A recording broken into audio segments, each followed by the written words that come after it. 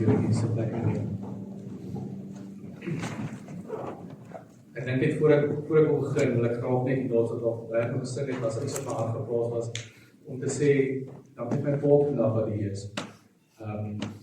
Ek moet sê dat ek kan werklik sien dat Jesus Christus is die wilpunt van ons lewe. En dankie vir die voorbeeld in die los. Wat vir ons, myne broer is, ons kleinkinders, my vrou, en my skoonsussie, en almal wat hier is. So baie mooi op die hof voor, maar nou wil ek graag begin.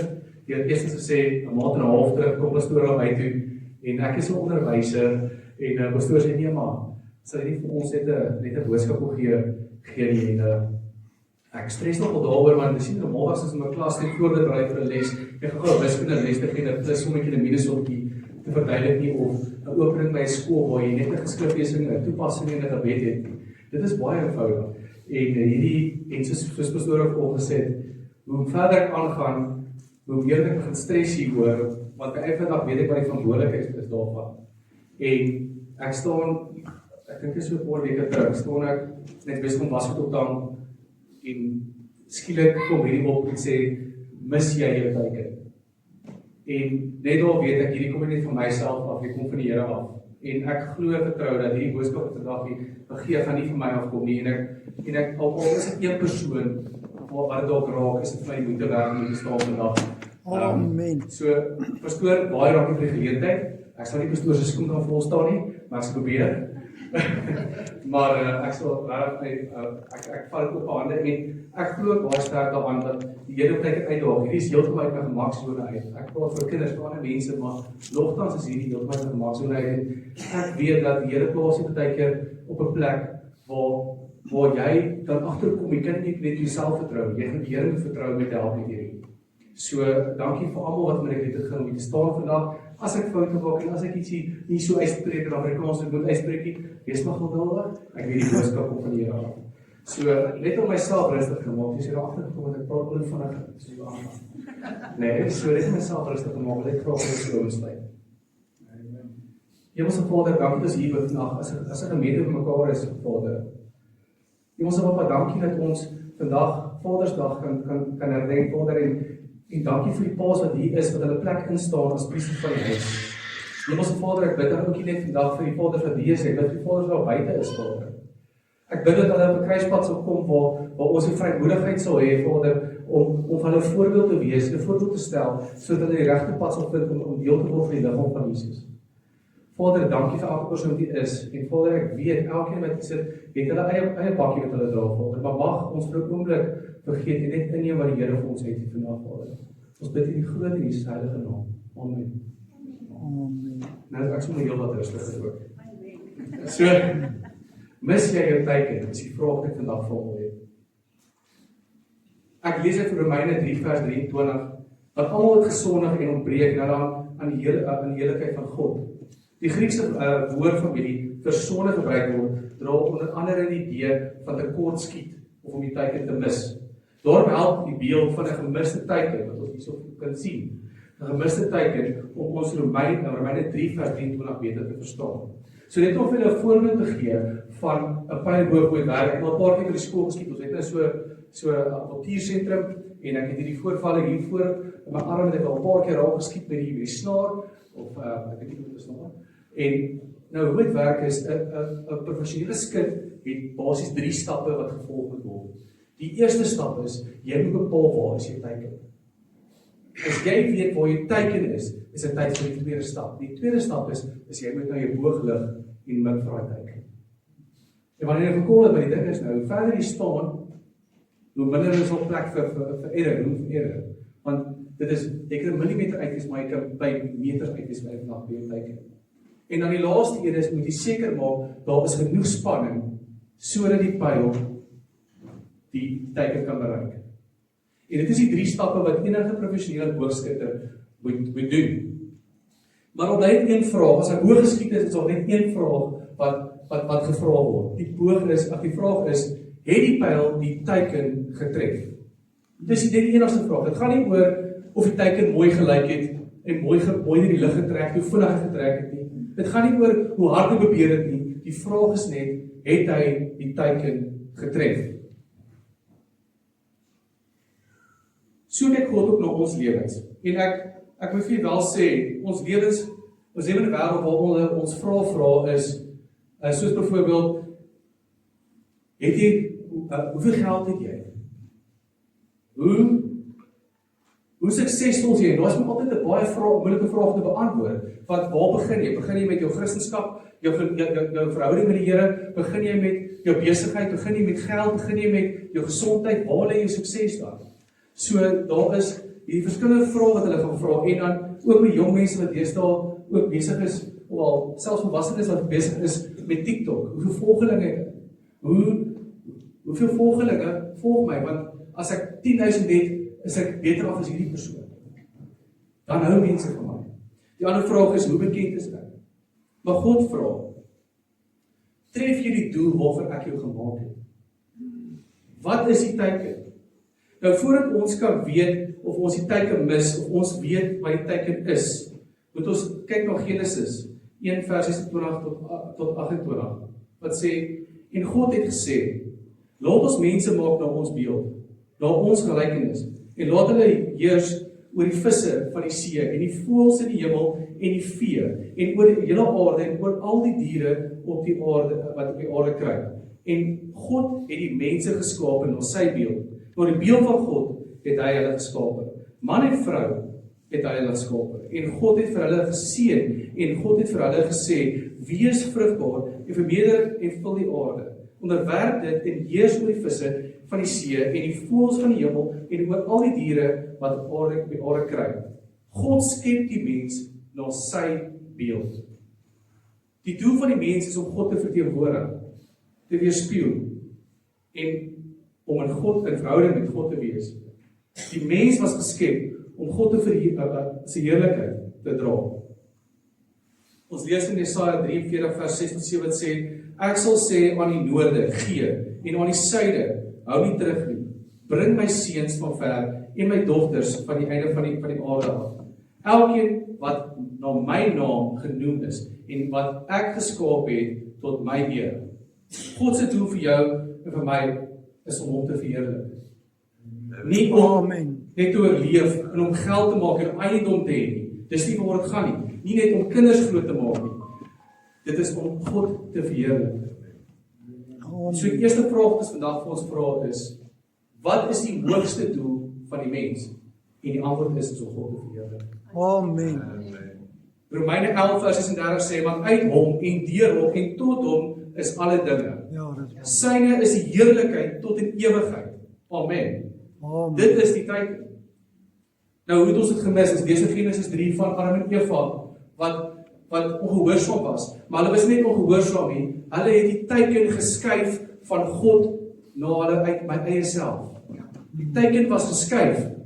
En sonde is nie die verkeerde dinge nie, maar dit is om iets anders as God in die middelpunt van jou lewe te hê. Dis waar.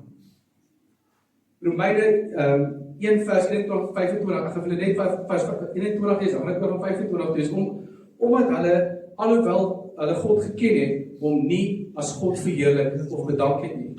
En in 25 staan daar, hulle wat die waarheid van God verruil het, vir die leuen en die skepsel vereer en gedien het bo die Skepper wat geprys moet word tot in ewigheid. Nou Paulus beskryf dit eenvoudig is, hulle het God geken, maar hulle het nie God geëer nie. Dis waar. Hulle het die Skepper verruil vir die Skepper. Dit is vandag herhaal. Hulle het die Skepper verruil vir die Skepper. Hulle het nie noodwendig opgehou aanbid nie. Hulle het net verkeerde dinge aanbid. Dis waar. En dis belangrik, die grootste probleem van ons mense op vandag is nie dat hulle nie aanbid nie, hulle aanbid verkeerde dinge. Dis waar. Jy kan die godsdienstig wees en selfs die teiken mis. Jesus se grootste konflik was nie met sondaars gewees nie. Jesus se grootste konflik was met die fariseërs gewees. Dis waar. Omdat hulle gedink het, hulle tref die teiken perfek, maar hulle harte was ver van God af. Ons lees in Matteus 15 vers 8 wat sê, hierdie volk nader my met hulle mond en eer my met hulle lippe, maar hulle hart is ver van my af. Hulle het kerk toe gegaan, hulle het gebid, hulle het gevas, hulle het offers gebring, maar hulle het Jesus gemis. En dit beteken, Jy kan elke Sondag in die kerk sit, jy kan elke diens kan jy bywoon, jy kan by elke komitee kan jy deel wees van, maar op die einde van die dag kan jy steeds jou teiken mis. Dis waar. Want die teiken is nie godsdienst nie. Die teiken is Christus. Amen. Nou Paulus sê in Filippense 3 van vers 4 tot 9, het hy praat basies oor sy CV, oor wonderlikse agtergrond is, wat sy CV hy het. As iemand die teiken volgens mense moes getref het, was dit hy. Hoekom? Hy was opgeleid, hy was gerespekteer, hy was godsdienstig, hy was invloedryk. Maar toe hy Jesus ontmoet, toe beskou hy al daai goed as waardeloos. Dis waar. Waarom? Want hy het Jesus ontdek. Hy het ontdek dat hy die teiken wat hy heeltyd voormik, die verkeerde teiken was. En dat Jesus Christus die ware teiken is. So wat is ons nuwe teiken? In Filippense 3 vers 10 staan daar sodat ek hom kan ken en die krag van sy opstanding en die gemeenskap van sy lyding terwyl ek aan sy dood gelykvormig word, sodat ek hom kan ken. Dis merkwaardig, Paulus sê nie sodat ek suksesvol kan wees of sodat ek geld kan hê of sodat ek eiendom kan hê nie. Hy sê net sodat ek hom kan ken. Amen. Die hoogste doel van 'n volgeling van Jesus is nie die hemel nie. Die hoogste doel van 'n volgeling van Jesus is Christus. Amen. Die hemel is wonderlik. Die hemel is goed saam met Christus. Ja, dis waar. En dis hoekom ons so baie daarna uitsien. Hoe weet ek of ek die teiken mis? Daar's 'n paar vrae wat jy kan vra. Is waaroor dink ek die meeste? Waarheen gaan my tyd? Dit is 'n moeilike een. Ja. Dit is 'n baie moeilike een. Waarheen gaan my geld? Jesus sê in Matteus 6 vers 21, waar julle skat is, daar sal julle hart ook wees. Matteus 6 vers wat maak my gelukkig en wat breek my? Want wat in jou hart sit, is gewoonlik jou ware teiken. Maar daar's goeie nuus. Moet jy harder probeer om die teiken raak te skiet, dit gaan nie werk nie. Skuif jou teiken na Jesus Christus. Ja. Ons almal het die teiken gemis, maar Jesus nie. Hy was sonder sonde. Hy het die Vader volmaak verheerlik. Hy het die teiken perfek getref. Amen. Toe gebeur die iets ongeloofliks. Aan die kruis word hy behandel asof hy die teiken totaal gemis het. Dis waar. Sodat ons behandel kan word asof ons die teiken elke keer tref. Sure. In 2 Korintiërs 5 vers 21 staan daar, want hy het hom wat geen sonde geken het nie, sonde vir ons gemaak, sodat ons kan word geregtigheid van God in hom. Jesus neem my gemiste skote en hy gee sy perfekte rekord vir elkeen van ons. Dis waar. Om af te sluit. Daar is eintlik 2 vrae wat ons vir onsself kan vra vandag. Die eerste vraag is, wat is my teiken in my lewe? Die tweede vraag is daar nie teiken Jesus Christus? Want aan die einde van jou lewe gaan God nie vir jou vra oor hoeveel geld, of hoeveel eiendom, of wat jy al bereik het in jou lewe, of hoe beroemd jy is op TikTok of Facebook nie. Dit gaan nie daaroor nie.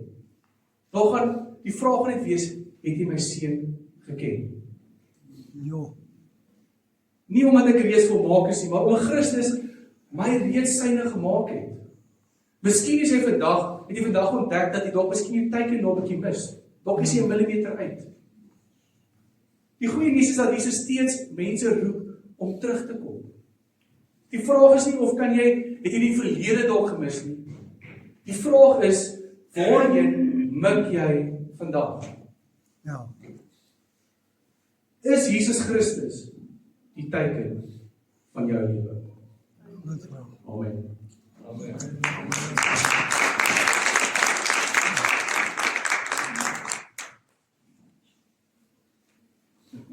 Kom ons lê in dan. Dis altyd die vraag. Mis ons die teiken of nie? Mis ons die teiken of nie? Reg het Stefan gesê, die primêre betekenis van die woord sonde is om die teiken te mis. Ons mis die teiken so baie, so maklik. So baie en so maklik. Miskien sit jy vanmôre en jy sê, Here, dit is tyd dat ek my fokus skuif. Dit is tyd dat ek my teiken skuif. My oë afhaal van dit wat altyd vir my belangrik was, na Christus toe.